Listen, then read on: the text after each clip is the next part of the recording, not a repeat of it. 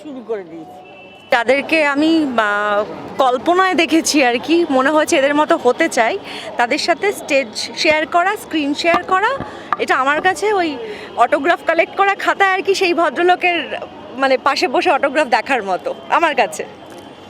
আমার আবারটা বলবো, হ্যাঁ। আমার অনেক দিনের ইচ্ছে ছিল উইন্ডোজে আমাকে ডাকছে না কেন। তো যখনই ওদের কোনো ছবির প্রিমিয়ার হয় তখন ওদের প্রোডাকশান থেকে বলে, দিদি শিবুদা বলেছেন আপনাকে এই অ্যাক্রোপলিস এখানে আসতে প্রিমিয়ারে।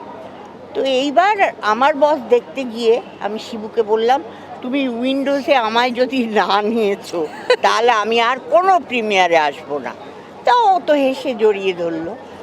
মানে ভাবতে পারবে না, 1.5 মাসও যায়নি হঠাৎ ফোন এলো যে দিদি উইন্ডোজ থেকে একটা চরিত্র, একটা ছবি হচ্ছে, তাতে আপনাকে ঠিক করা হয়েছে, তবে ডিরেক্টর শিবপ্রসাদ নয়, অরিত্র মুখার্জি, ওনারই এরকম, উনি একটু দেখা করতে চান আপনার সঙ্গে। হ্যাঁ বলো কবে আসবে। এই আমার বাড়িতে ওরা এলো, এসে আমার চরিত্র স্ক্রিপ্ট মোটামুটি একটু পড়া হলো, শুনলাম। শুনে আমি বললাম, বাবা এ ভূতের, এতদিন তো মানুষের চরিত্র করেছি, ঝগড়া করেছি, মারামারি করেছি, আবার কেঁদেছিও, এইবার একেবারে ভূত মানুষ থেকে।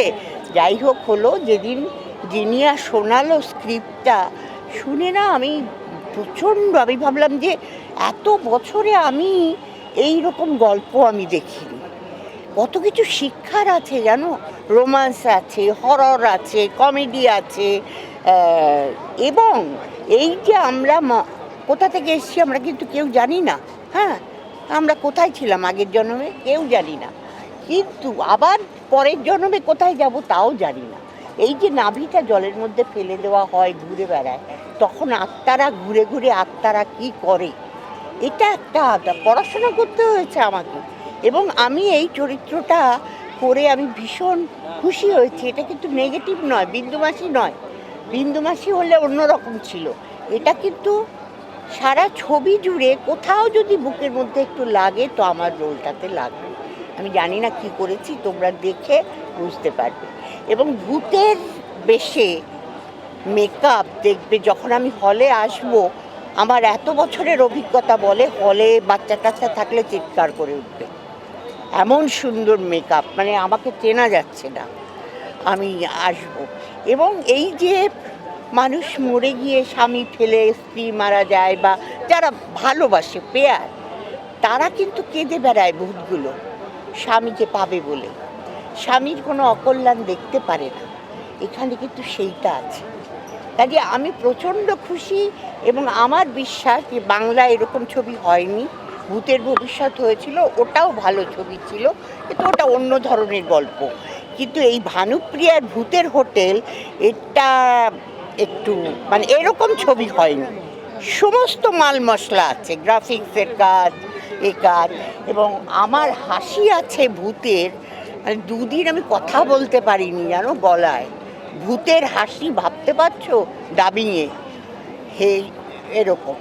তো আমার মনে হয় যে ছবিটা প্রত্যেকের দেখা উচিত, এবং পরিবার সহ, বাড়ির ছোট ভাই বোন ছেলে পুলে সবাইকে নিয়ে ছবিটা দেখা উচিত। দিদি আজকে নাচটা কি অন স্টেজ ছিল নাকি রিহার্সাল? না না, অন স্টেজ। রিহার্সাল কোথায় করলাম, যা। আমি কালকে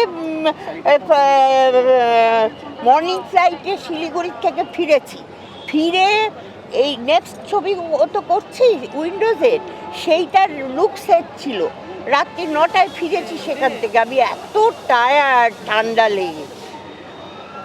তো এখানে এসে যে নাচতে হবে আমি তো জানি না, আমি জানি কি হয়তো 2-4 কথা বলতে হবে। তো আর ওই মিউজিক পেলে না আমি থাকতে পারি না। এই বয়সেও আমার সব নেচে ওঠে, যেহেতু ছোটবেলা থেকে এটা আমাদের ইন্সপিরেশন। Exactly. এইটা দেখে আমরা ইন্সপায়ার্ড হই যে আমাদেরও যখন 40, 45, 50 বছর পেরিয়ে যাব, এরকম ভাবেই যেন স্টেজে উঠে একদম নেচে উঠতে পারি। আর ভানুপ্রিয়ার ভূতের হোটেল নিয়ে যদি বলি তাহলে ছবিটা অ্যাকচুয়ালি সব জেনারেশন আছে, একদম ছোট বাচ্চা আছে, আমাদের জেনারেশন আছে, অ্যান্ড অলসো অনেক সিনিয়র্স আছে যাদেরকে দেখে আমরা বড় হয়েছি, যাদের দেখে আমরা অভিনয় শিখেছি, যাদের দেখে আমরা প্রতিদিন ইন্সপায়ার হয়েছি। আর এই ছবিটা এত মজার, মানে প্রত্যেকটা জেনারেশন দেখার এই ছবিটা, মানে পুরো সব পরিবার নিয়ে আমরা ভূতের ছবি একটা দেখতে পারি এই শীতকালে। তো সেটাই ভানুপ্রিয়ার হোটেল। আর এই হোটেলে কতগুলো গল্প আছে, আর সেটা নিয়ে কি মজা আছে। কাঞ্চনদা আছে, অনামিকা দি আছে, অনেকে আছে। আর দারুণ কিছু মুহূর্ত আছে, দারুণ কিছু সিন আছে। আমি জাস্ট এইটুকুই বলবো। আর এরকম জানো জোক আসছে এরকম করে করে, Yes. গুড়ি বৃষ্টি বরফের মতন পড়ছে, সারা শরীর ভিজে, রাত শুধুমাত্র ভয় পাবে 3টে না, মানে বাজে, মজাও রাত পাবে, 3টে বলো? বাজে। বলছে নিচে থেকে বসে ছাতা পাতা লাগিয়ে ডিরেক্টর বলছে যে দিদি ক্লোজ যাবো এবার তোমার। আমি তো পায়ের দিকে খালি তাকাচ্ছি, এরকম করতে করতে আসছে। হ্যাঁ, আমি বলো ভয় পেও না, আমাদের ছেলেরা আছে, নুনের পোটলা দিয়ে দেবে, পড়ে যাবে, হ্যাঁ, চিন্তা আমরা নেই। পাহাড়ে শুট করেছি। এইবার আমি দেখছি একটা এরকম করতে করতে এগিয়ে আসছে, আর তখন বলছে শার্ট সাউন্ড, হ্যাঁ দিদি ঠিক ওইভাবে কিন্তু বলবে। বলেছে তো, আমি ঠিক আছে, আমি বললাম এরকম চোখ টোক পাকিয়ে বলেছি, বলেই তাকিয়ে দেখি ওরে না, আমার পায়ে ওঠেনি, আমার জুতোর ওখানটায়। সঙ্গে সঙ্গে দৌড়ে এলো ছেলেটা, এসে নুনের ওইটা দিল, পড়ে গেল। মানে আমাদের টেকনিশিয়ান ছেলেদের যে কত রক্ত খেয়েছে এবং কি কষ্ট যেন। এটা তো ভূতের গল্প, সবটাই রাত্রিরে শুটিং, সমস্ত হোল নাইট জেগে জেগে। আমি তো লাস্টের অরিত্র শেষ দিন, যেদিন বললো আজকে আমরা 1.5 মাস ধরে এত পরিশ্রম সবাই করেছি, আজকে তার সমাপ্তি ঘোষণা হলো, সব হাততালি উঠলো।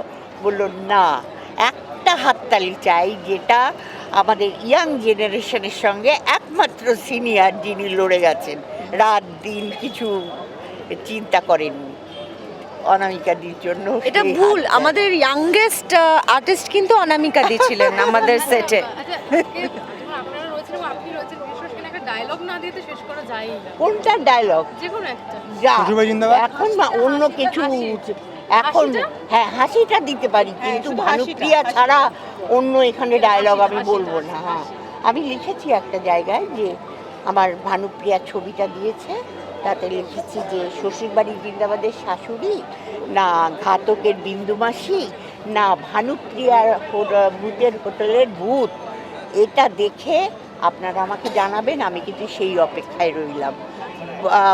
220টা কমেন্ট এসছে যে দিদি আমরা দেখে জানাচ্ছি তোমাকে।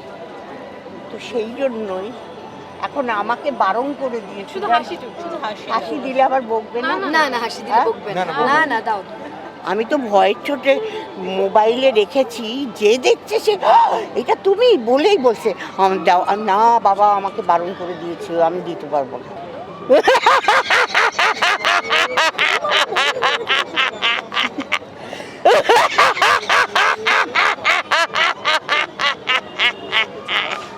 আর না।